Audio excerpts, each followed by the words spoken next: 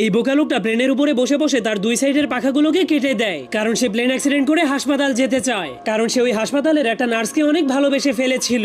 এরপর প্লেনটা ক্রাশ হলেই জলদি করে সেখানে একটা অ্যাম্বুলেন্স চলে আসে, কিন্তু একই অ্যাম্বুলেন্সের লোকেরা তো তাকে সেখানে ফেলে রেখে প্লেনটাকে নিয়ে হাসপাতালে চলে গেল। আর এই মোটা লোকটাও হাসপাতালের সেই নার্সটাকে অনেক ভালোবেসে ফেলেছিল, এই জন্য সেও অ্যাক্সিডেন্ট করে হাসপাতালে ভর্তি হওয়ার জন্য একটা ষাঁড়গরুকে লাল কাপড় দেখিয়ে রাগাতে শুরু করে দেয়। তখন ষাঁড়গরুটা তাকে বলে, মরতে চাইলে ট্রেনের সামনে গিয়ে শুয়ে পড়, 1 সেকেন্ডের মধ্যেই মরে ভূত হয়ে যাবি। কিন্তু মোটা লোকটা তার কোনো কথাই শুনছিল না, কারণ সে শুধুমাত্র অ্যাক্সিডেন্ট হয়ে হাসপাতালে যেতে চাইছিল। তখন ষাঁড়গরুটা তাকে মারার জন্য ফুল স্পিডের সামনে আগাচ্ছিল, আর সেই লোকটা কোনো ভয় না পেয়ে গোতা খাওয়ার জন্য সোজা হয়ে দাঁড়িয়েছিল। কিন্তু তখনই হঠাৎ করে ষাঁড়গরুটা কিছু দেখতে পেয়ে অনেক কষ্ট করে ব্রেক মেরে দেয়, যার ফলে সে ধীরে ধীরে মোটা লোকটার কাছে পৌঁছে যায়, কারণ সে পোস্টারের মধ্যে অনেক সুন্দরী একটা মেয়ে গরুর ছবি দেখেছিল, যার কারণে সে ওই মেয়ে গরুটার প্রেমে পড়ে যাওয়ার কারণে মোটা লোকটাকে গোতা না মেরেই ছেড়ে দেয়। তবুও মোটা লোকটা হার না মেনে নিজেকে অ্যাক্সিডেন্ট করার জন্য ট্রেনের রাস্তার উপরে গিয়ে পাছা উঁচু করে শুয়ে পড়ে। কিন্তু তখনই চিকন